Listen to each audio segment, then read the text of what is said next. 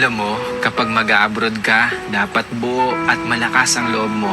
Dahil kung hindi rin lang buo at malakas ang loob mo, huwag mo nang ipagpatuloy pa. Kapag nang ibang bansa ka, dapat kaya mong lahat dahil marami kang kalaban doon sa pupuntahan mo. Nariyan ng lungkot dahil mapapalayo ka sa pamilya mo. Isa yan sa pinakamalakas na kalaban na pwedeng umatake sa'yo. Nariyan din ang takot. Takot at pagkabalisa kung maayos ba ang lugar na mapupuntahan mo. Maaari ka ring panghinaan ng loob dahil tanging sarili mo lang ang tutulong sa'yo sa oras ng pangangailangan mo. Pwede ka ding madepress dahil sa sobrang daming problema na darating sa'yo at lalo na hindi mo pa kasama ang pamilya mo sa tabi mo. Pagkawalan ng pag-asa na makakamit mo pa ba ang pangarap mo dahil kulang pa ang panggastos mo kaysa sa sinasahod mo.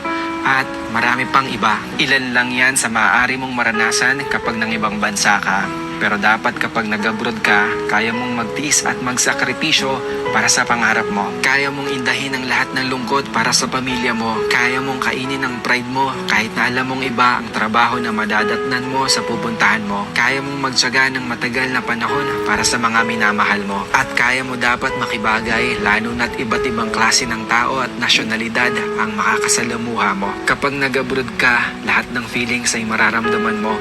Minsan nga tutulo na lang yung luha mo nang hindi mo namamalayan. Pero isipin mo na pansamantala lang ito. Dahil sa pag-alis mo, nangangahulugan na may pangarap ka para sa sarili mo at para sa mga mahal mo sa buhay. Dalawa lang ang pwede mong kahinatnan sa ibang bansa. Ito ay matalo ka o magtagumpay ka. Kaya dapat alam mo ang dahilan kung bakit ka nag-abroad. Hindi yung sinubukan mo lang dahil kung may dahilan ka, mas malaki ang tsansa na magtagumpay ka. Ang salitang abroad, masarap pakinggan lalo na sa mga taong hindi pa nakakaranas nito.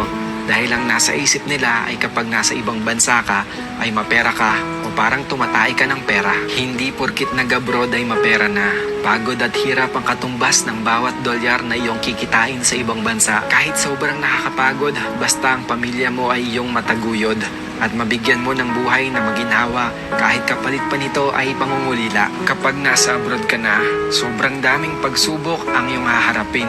Kaya dapat tibayan at lakasan mo ang loob mo. At isipin mo kung sino-sino ba ang mga inspirasyon mo kung bakit ka ng ibang bansa. Piliin mo ang mga taong pakikisamahan mo. Yung mga tao na magtuturo sa'yo kung papaano maging mabuting tao. At higit sa lahat, huwag mong isipin na mag-isa ka at huwag kang matakot dahil kasama mo palagi ang Diyos. Kayang-kaya mo yan. Kinaya nga ng iba eh.